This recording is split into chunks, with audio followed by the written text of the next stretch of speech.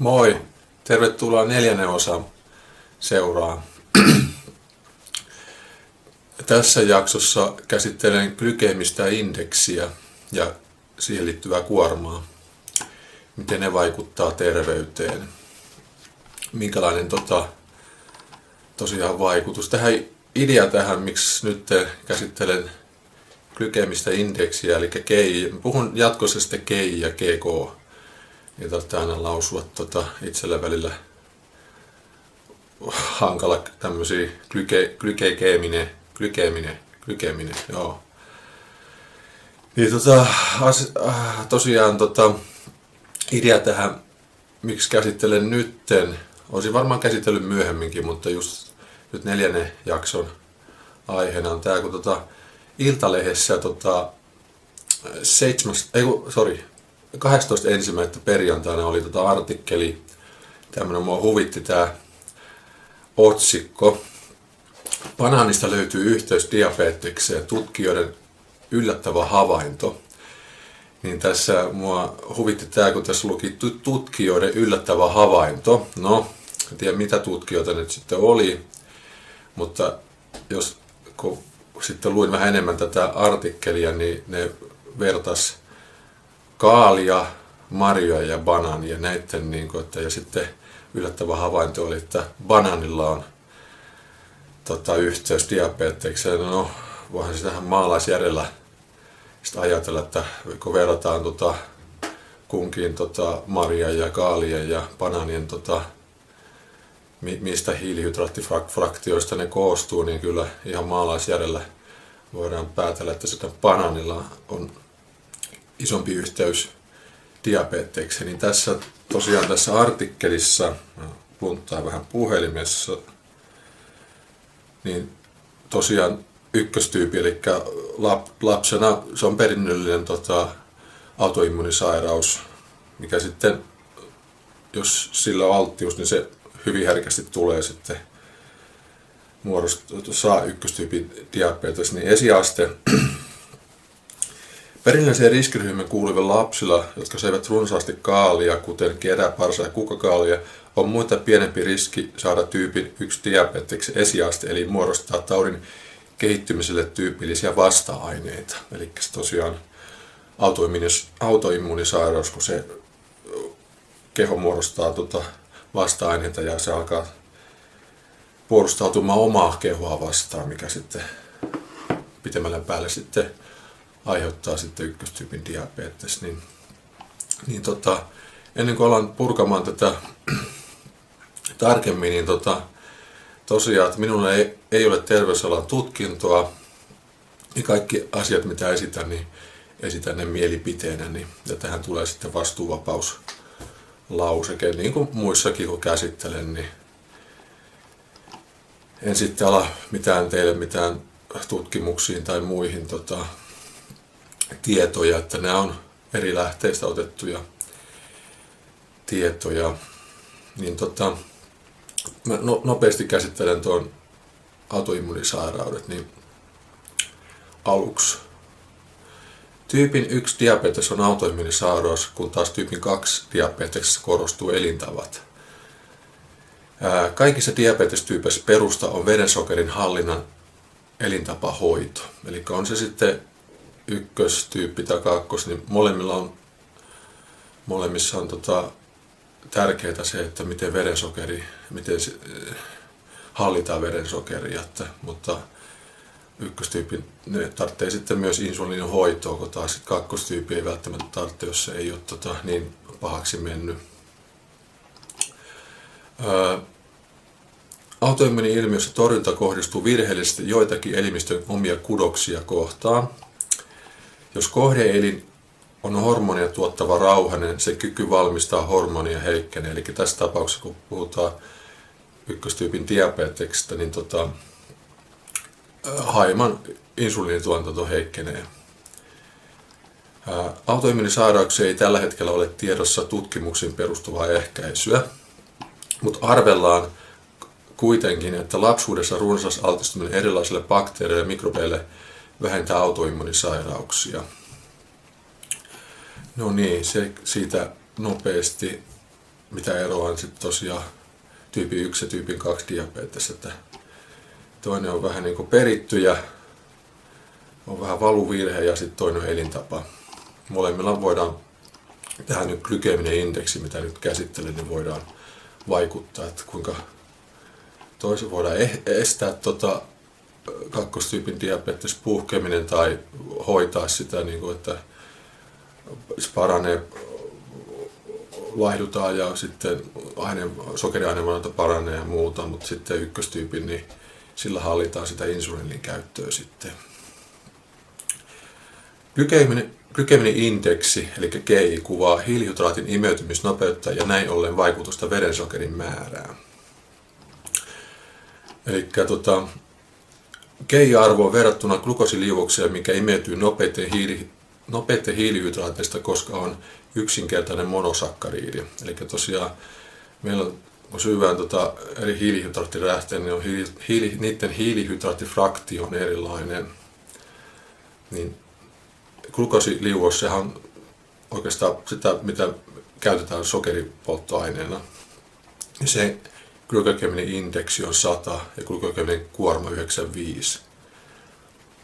Eli imeytyy tosi nopeasti. Sitten otin esimerkkinä sitten esimerkiksi toinen pelkistetty sokeri, fruktoosi. GI on 20 ja GK sama 20. Tästä seikasta johtuen fruktoosia eli hedelmäsokeria suositeltu hyvänä sokerin lähteenä, mikä on teoriassa hyvä, mutta käytännössä huono. Voin tästä jossain jaksossa puhua sitten, että mikä huono on fruktoosissa ja tavallaan sitten mikä on glukoosin etu.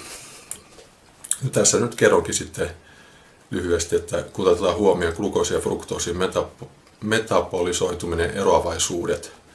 Eli fruktoosi hajotetaan maksassa meidän verenkiertoon ja sitten glukoosi menee sitten suoraan suolistosta verenkiertoon. Toinen joutuu maksassa pilkkomaan sitten ja toinen on sitten lihasta ja toinen maksan sokerivarasto, glukoosivarasto. Toinen terveyssokerina markkinoitu akavesiirappi, tämä hiilihydraateista noin 70% fruktoosia ja reilu 20% glukoosia. Ja näin ollen sen GI-arvo on vain 15 ja GK-arvo on kuitenkin 13,5. Silloin 80-luvullahan näitä hedelmäsokeria, että sen takia, koska se ei aiheuta verensokerin nopeat nousu, eli insuliini ei tarvitse erittää niin paljon, niin sen takia sitä aikoinaan, mutta se taas ei ole sokerina polttoaineena. Totta kai hyvä määrä on saada hedelmiä ja muita, niin se on terveysvaikutuksia ja muita, mutta ei liikaa fruktoosia kannata syödä. Sitten mä käyn näitä GI-arvoja läpi, niin GI-arvo ei ole absoluuttinen. Tämä arvo voi heitellä suurestikin henkilön kehonrakenteen, eli onko lihaksikas kautta vähän lihasmassaa, tai aktiivisuuden mukaan, onko se liikunnallinen tai sitten sohvaperuna. Vaikka itse syöty ruoka olisi täsmälleen sama niin sisällön ja määrän suhteen. Eli meidän suurin glukoosin varasto on lihasmassa, ja jos on enemmän lihasmassaa, niin sitä enemmän pystyy varastoimaan sitä glukoosia ennen kuin se muutetaan sitten rasvaksi ja ennen kuin sitten täyttyy sitten lihas glukoosista ja sitten se, jos silloin kun se on täynnä, esimerkkinä voisin 2 esimerkkiä, että joku 100-kiloinen kehorakentaja, joka kisatiettillä WHO-kisatietti ruokavalio, eli minimoidaan, ei nyt minimoida, mutta syödään kohtuu vähän hiilihydraatteja, sitten sillä on iso lihasmassa ja sitten harjoittelee paljon, niin se, kun se syö vaikka jonkun, mikä niin kuin näissä mittauksissa voisi glykogemi-indeksin nostaa 60, tai verensokeri siis se indeksi 60, kun kun hänelle se taas voi olla niin, että se ei vaikuta verensokeriin kuin 40, koska se imeytyy myös sieltä verestä kudoksiin vähemmällä se ei vaikuta, insuliini ei tarvitse erittää, kun se on pH, silloin lihasmassa, mihin se voidaan nopeasti tallettaa sokerit, niin se ei nouse tosiaan verensokeri ehdin nousta, kun taas sitten joku, jolla on reilusti ylipainoa, ei ole lihasmassa ja silloin jo se vähäinen lihasmassa mitä on, niin se on täynnä jo sokerivarastoa, niin sit kun se syö paljon, mikä on korkea glykogeenindeksi, niin verensokeri pysyy kauan korkeana, koska se ei pysty tallentamaan sitä semmoisella helposti ja nopeasti kudoksiin, niin siinä on niin kuin, vaikka ne on samanpainoiset, mutta toinen on lihaksikas aktiivinen, toinen vähemmän lihaksikas ja ei ole niin aktiivinen, niin tällä on sitten tosiaan se kehorakenteella se ero, että niin tosiaan KEI-arvo on määritelty kokeeseen osallistujien henkilöiden keskimääräisestä tiedoista. Eli tosiaan ei ole absoluuttinen, vaan niin osallistuu 10-15 henkilöä. KEI-arvo muodostuu seuraavanlaisesti. Testiin osallistuu yleensä 10-15 henkilöä. Testi suoritetaan 12 tunnin paaston jälkeen. Nauttimalla mitattavaa ruokaa 50 grammaa. Verinäytteitä otetaan 15 minuutin välein 2 tunnin aikana verensokerin muutoksen mittaamiseksi. Mittakäyrän alla oleva pinta-ala, eli AUC, lasketaan sitten kertomalla keskimääräinen verensokerin vaste sen esiintymisajan pituudella. Tätä AUC-lukua verrataan sitten puhtaan glukosiarvoon, ja KEI-arvo määritetään tämän vertailun perusteella. Eli nämä on keskiarvo noista, että sinne valitaan tutkimukseen niin kuin perusterveitä. Sittenhän se heittelisi se huomattavasti ne KEI-arvot, sitten jos siellä on jolla on aineenvaihdunta häiriöitä, niin että ne on perusterveitä, mutta rakenteelta erilaisia. Ja saadaan sitten semmoinen keskiarvo, mikä suunnilleen on sitten semmoinen, mitä voidaan sanoa, että tietty ruoka-aine aiheuttaa tietyn KEI-arvon. No niin, sitten käydään vähän läpi, mikä siihen vaikuttaa glykogeenindeksiin.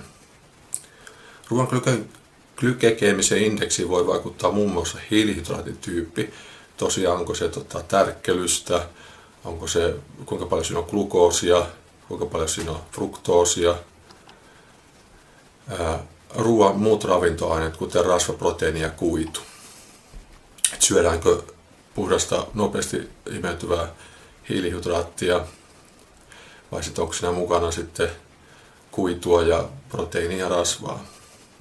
Myös ruoan käsittelytapa tai kypsyystaso myös vaikuttaa, että syödäänkö raakaa vai kypsennettyä ja mikä se on se ruoka ja millä tavalla se on kypsennetty. Niin tosiaan kun tässä esimerkissä oli kaalet ja marjat ja banaani, niin me otin tähän sitten näiden glykogeenindeksin arvot ja näytän teille sitten mitä tähän taulukkoon, mitä eroa niissä on. Esimerkiksi parsakaalin glykogeenindeksi raaka on 15 ja keitetty 4,5. Niin suuri ero tulee, että syöt sen raakana vaan keitetty, mutta tuo 4,5 on kuitenkin alhainen sen taulukon mukaan 15 on aika lailla se minimi, mitä sen määräisestä ruuasta tulee se KEI-arvo. 10 taitaa olla joku minimi, mitä se vaikuttaa. Niin noin suuri ero on se keitetty, koska kun se on keitetty, niin meidän aineenvaihdunta käyttää sen nopeammin. Se hajottaa sen, kun se on jo osittain jo valmiiksi pilkottua se hiilihydraatti, kun se on kypsynyt. Niin näin ollen se kuitenkin se K, eli glykogeeninen kuorma, niin on raakana 0,5 ja keitettynä vain 3,1. Eli se lasketaan tosiaan se glykogeenin kuorma, glykogeenin indeksi kertaa hiilihydraattipitoisuus grammoina jaettuna 100, niin sitten saadaan se, mikä se kokonaisvaikutus siihen verensokeriin, joka taas KEI on sitten se hetkettäinen, miten se voi nostattaa sitä verensokeria. niin matala GI on alle 5,5, kohtalainen 5,6-6,9 ja korkea yli 70. Glykageeminen kuormitus eli GK mittaa hiilihydraattien vaikutusta verensokeritasoihin. Eli se kokonais, kun taas GI on sitten se hetkittäinen, kuinka nopeasti se voi nostaa verensokeria. GI on arvo siitä, kuinka nopeasti tietty ruoka muuttuu glukoosiksi, ja GKK taas on arvo glukoosin muuntumisnopeudesta yhdistetty ruoan sisältämien hiilihydraattien määrä. Eli matala GK on alle 10, kohtalainen 11-19, korkea on yli 20. Nyt tullaan tähän normaali insuliinivaste. Tämä on paastoarvo, koska sittenhän se insuliinivaste sitten kun syövää, niin vaihtelee. Mutta normaali, että sehän kans jossain tapauksessa kannattaa insuliinivastetta, että pelkkä verensokerihän ei kerro vielä kokonaiskuvaa sitten siitä, että miten ne toimii keskenään. Mutta normaali insuliinivaste on 3-25 milliyksikköä per litra, mikä tämä tarkoittaa käytännössä sitä, että verensokeri on näin ollen 3,5-5,5 välillä, silloin kun se toimii oikein se insuliinivaste. Valitsemalla matalan GI-arvon omaavia ruokia on vain toinen puoli insuliinierityksen tasapainottamiseen. GK on ravitsemuksen kannalta yhtä tärkeä seikka, ja ottamalla huomioon aterioiden kokonaissisältö voidaan vaikuttaa huomattavalla tavalla aterian GI-arvoon kuitenkin aterian kokonaishiilihydraatin pysyen samassa määrässä. Eli tällä noudattaa se ruokavalio sitten keto, VH tai ihan sekalaista ruokavalioa, että haluatko välttää rasvaa ja syödä enemmän hiilihydraatteja, niin tällä vaikuttamalla GI-arvoon sitä saadaan sillä tavalla terveellisempi siitä ateriasta. Ei tarvitse koskea siihen, alentaa sitä kokonaisnettohiilihydraattien määrää ja pelkästään sitten, että missä järjestyksessä ruuat syödään, mitä se sisältää. Mä kerron muutaman niksi, että millä voidaan vaikuttaa GI-arvoon. Esimerkiksi sama ateria, mutta tietty syöntijärjestys. Tämän seikan tulee myös myöhemmin todistamaan glukoosisensorilla, jota pidetään olkavarren takaosassa enintään 14 päivän ajan. Hankin semmoisen, haluan itsekin seurata, että mikä on verensokerit taso, tietty liikuntaa kun tehdään. Se tosiaan se tietty aterian 2 tuntia aterian jälkeen, heti aterian jälkeen, sitten minkälainen syöntijärjestys tietyllä, ihan että mittaan kaikki, silloin mä punnitsen ja katson, että se sama ateria koostetaan eri tavalla, siis on sama kalori, mutta eri syöntijärjestys niillä makroilla, niin minkälainen vaikutus sillä on niin kuin verensokeritasoihin. Semmoista haluan seikkoja mustaa valkoiselle. Tämä sensori mittaa soluvälineisteen glukoosipitoisuutta automaattisesti päivin ja öin. Et näkee sitten koko ajan minuutin välein pystyy katsomaan, mitä se näyttää. Vinkki alentamaan ruoan GI- ja GO-arvoja pitämällä kuitenkin bruttohiilihydraatit samassa. Eli tässä nyt laitan tuohon myös sitten esille, että itse olen nykyisin ennen noudattanut, mutta huomasin, että täällä on vaikutusta. Että syön paljon, kuten kerron aikaisemminkin, ja monet, jotka tuntee, mutta syön todella paljon kasviksia. Ja käytän kasviksista sen hyödyn, eli niissä on alhainen GI, vähän kaloreita, mutta paljon ravinteita, ja verrattuna siihen hiilihydraattimäärään niissä on paljon kuitua. Se on niin kasvisten hyöty, mitä minä haen niistä. Ja siinä on tosiaan monipuolisesti löytyy, kun syö monipuolisesti kasviksia, niin erilaisia kuituja niin erilaisia, että on fermentoitua hiili. Sitten on, käsittelen ne sitten myöhemmin, mitä kaikkea hyötyä on kasviksista esimerkiksi. Ja myös haitat. Kasvien syömistä voi olla haittaakin, pitää nekin ottaa huomioon. Eli tässä mä oon koonnut tämmöisen salaatin. Ei tää nyt ole mitä mä aina syön, mutta tässä nyt on tämmöisen monipuolisen salaatin kokoisin tähän. Niin tuossa on lehtisalaattia, sipulia, varsiselleria, avokadoa, kurkkuu, paprikaa, tomaattiretisiä. Niin sitten nämähän on sitten tosiaan absoluuttisia. Ja tästä on sitten vähennetty, on puolitettu näiden, kun nämä löytyy jostain, netistähän löytyy erilaisia sivuja, mistä löytyy GI ja GI-arvot, koska GK sitten on sitten se yhteis, mitä hiilihydraattia sitten saadaan sitten. Niin nehän, niin jos haluaa se kokonaisvaikutuksen, ne plussataan, mutta se ei ole ihan absoluuttinen sekään. Niin tässä nyt, kun nämä on sen 100 gramman mukaan, niin laskiminen puolitin se, vähän minä kyllä syön 800 gramman alkusalatinkin, jos sille päälle satuu, mutta tästä tuli sitten 400 gramman, niin tästä tulee niin kuin, tämä on sitten keskiarvo, että GI olisi 65, GK 3 ja niinkin paljon kuitua tuleeko 7,5.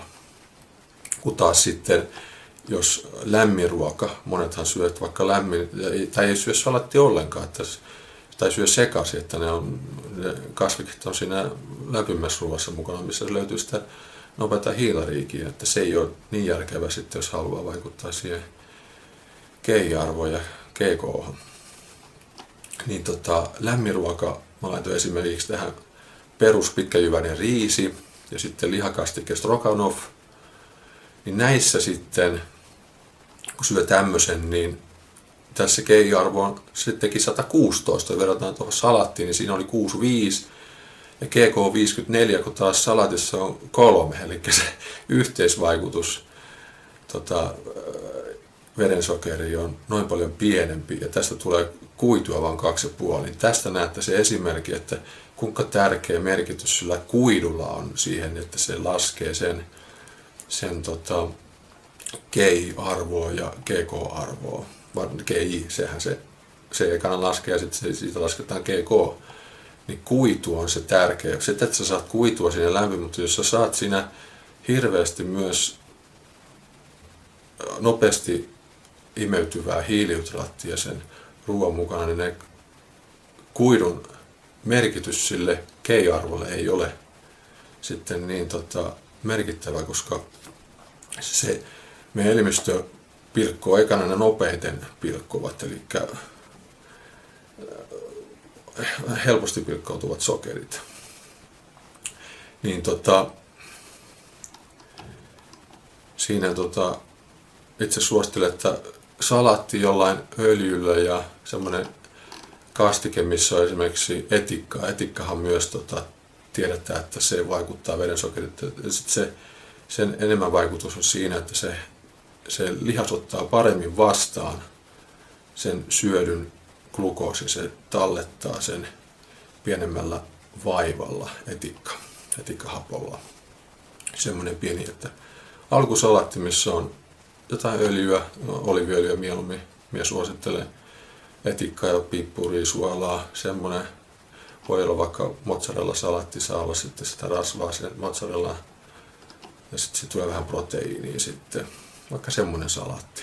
Ei tarvitse olla pelkkä vihersalaatti, jos ei ole että se on sekasyöjä. Niin esimerkkinä otan sitten myös tämmöinen peruna. Sitähän se on kiistelty hiilarilähde, koska sen GI-arvo on tosi korkea. No se tarkoittaa taas siitä, että se on melkein kokonaan tärkkelystä, mikä imeytyy tosi nopeasti sitten tietenkin, kun se kypsennetään se peruna, niin se on helposti imeytyvää. Peruna, tämä kiistelty hiilarilähde. Monet pitää perunaa huonona hiilarilähteenä sen korkean GI-arvon 70 keitetyn johdosta. Mutta onneksi perunasta voidaan tehdä ihan kelpo hiilarilähde sen kohtuu pienen GK-arvon 12,3, koska siinä ei ole hirveästi sitä hiilaria. Siinä on nopeasti imeytyvää, mutta ei ole siis paljon, niin sen sitten GK-arvo on sitten pieni. Ja sitten, että me vaikutetaan tuohon GI-arvoon, sitten se, että tosiaan, että me syödään se salaatti ekana ja sitten syödään ne hiilarilähdet, niin sitten se alentaa tämän peruna GI-arvoon. Glukoosin ohella tärkkelys imeytyy nopeasti, vaikka on polysakkariidi, eli useampi, koostuu useammasta sakkarista. Perunahiilessä lähes kaikki on tärkkelystä, niin kuin kerroin jo. Peruna on myös sen verran mielenkiintoinen juuri, että kun se kypsentää ja jäädyttää ja syö tämän jälkeen uudelleen lämmitettynä, sen KEI-arvo voi olla jo huomattavasti pienempi johtuen syntyneestä resistenttitärkkelyksestä, mitä ruoansulatusensymit eivät kykene pilkkomaan verenkiertoa ja näin ollen eivät vaikuta verensokeritasoon.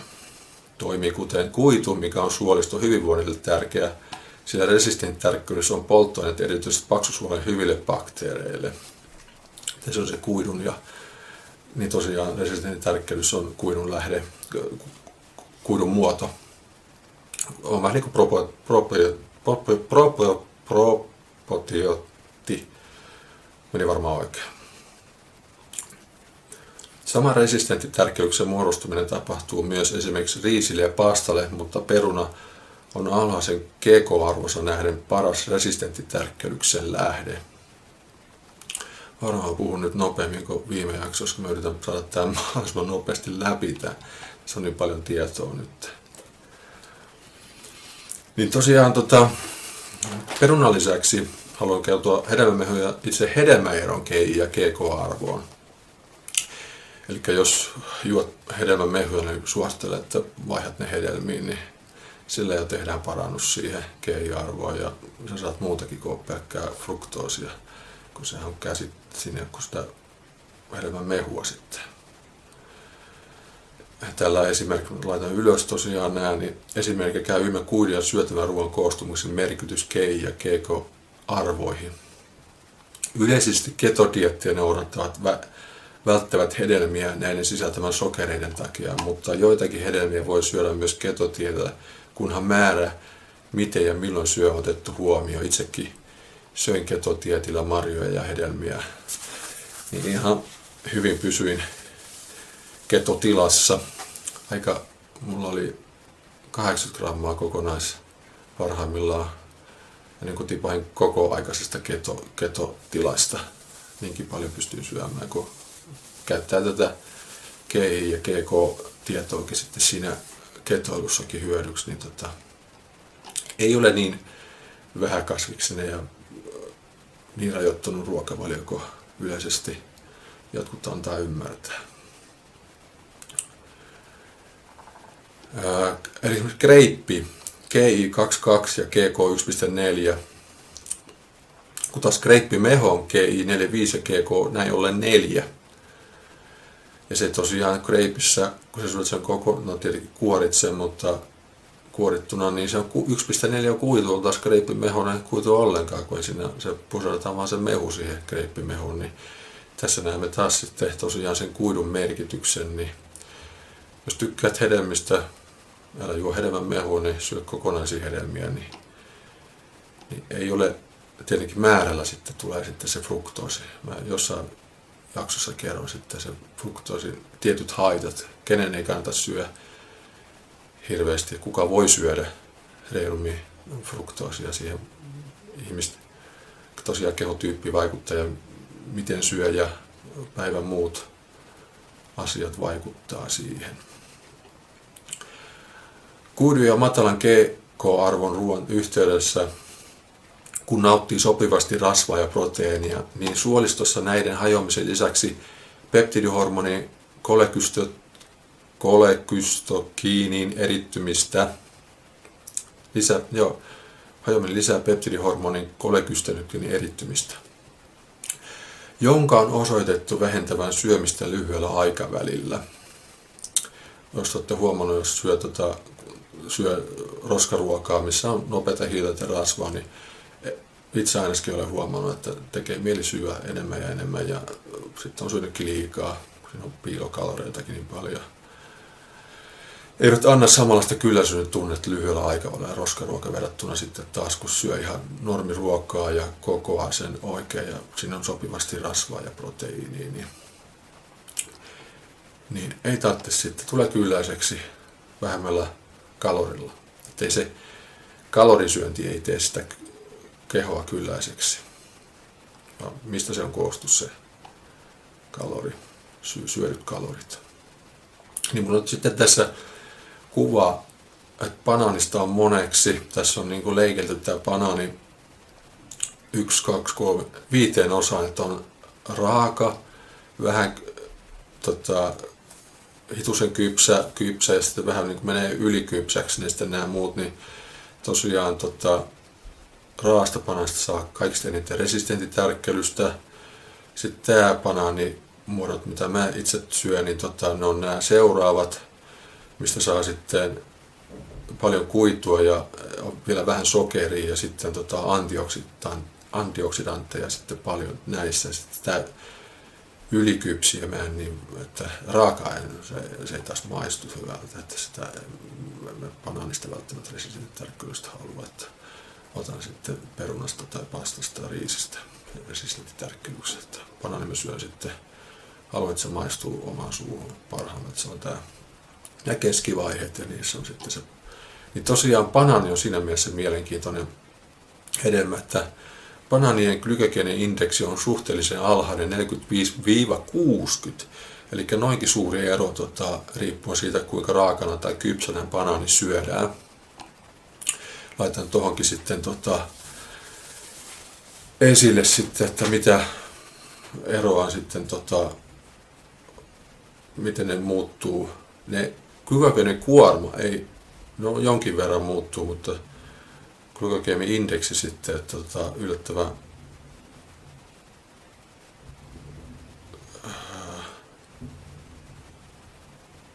tosiaan se 45-60 on se, millä välillä se on. Kuinka sitten niin mä otin näitä tosiaan tämän banaanin, vadelman ja sitten parsakaalin tulee tähän, laitan tähän esille ne taulukot, mikä eroa niissä on. Jos katsotaan nyt banaanin glykogeenikuorma, tosiaan indeksit on 45-60, ja glykogeenikuorma on sitten 10-14. Eli aika ei se niinku korkea yleisesti ottaen, mutta jos verrataan banaania ja mä otin sitten Marjana vadelma sitten esimerkiksi se parsan, niin on sitten kun tosiaan eroa, koska siinä ei ole niin paljon kuitua, ja sitten kun se on helposti sulavaa sokeria, niin taas vadelman glykogeenindeksi on 2,5 ja kuorma on vain 3. Ja siinä on kuitua yli 3. Mä oon laskenut tosiaan kokonaiskuitua, en pelkästään veteen liukenematta kuitua, että kokonaiskuitu on näissä kaikissa. Sitten parsakaali, brokkoli, vaikka se on kypsynyt 4-5 on se, niin se kuitenkin sen hiilihydraattimäärät on niin pieni, niin se ei vaikuta sitten siihen glykogeenikuormaan kuin 0,7. Ja siinä on niin paljon, se johtuu siitä, kun siinä on niin paljon kuitua verrattuna siihen hiilihydraattiin, kokonaishiilihydraattin määrä. Niin tästä nyt voi jo päätellä, ja mun mielestä ei ole mikään ihme, että banaanilla on yhteys sitten tyypin 1 esiasteen muodostumiseen lapsilla. Niin vielä lopuksi verensokeritasoon ja insuliinin tuotantoon liittyviä hormonaalisia mekanismeja, kuten glukagoni, somatostaniini, haiman polypeptiidit, ensyymit BC2, BCK3 ja useasta muusta glukoosin metabolisoituun liittyvästä kerron mahdollisesti myöhemmin, jos vain löytyy tarpeeksi asiasta kiinnostuneita. Eli jos te haluatte, jos tulee kommenttia ja kysymyksiä, niin mahdollisesti puran sitten, kun kerron näistä, niin sitten tulee parempi kuva sitten, että mikä, kun nämä liittyy toisiinsa, insuliini ei ole pelkästään se, mikä niinku vaikuttaa verensokeriin.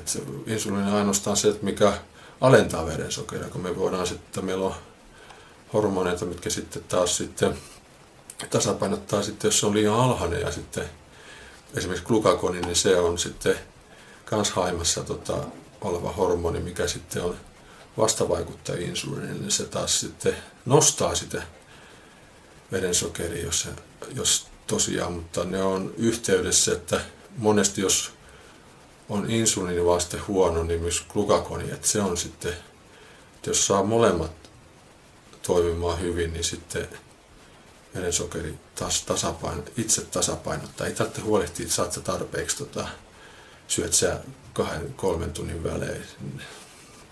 Se ei ole siitä se verensokeri tason säätäminen siitä, että syö säännöllisesti niin kuin opetetaan.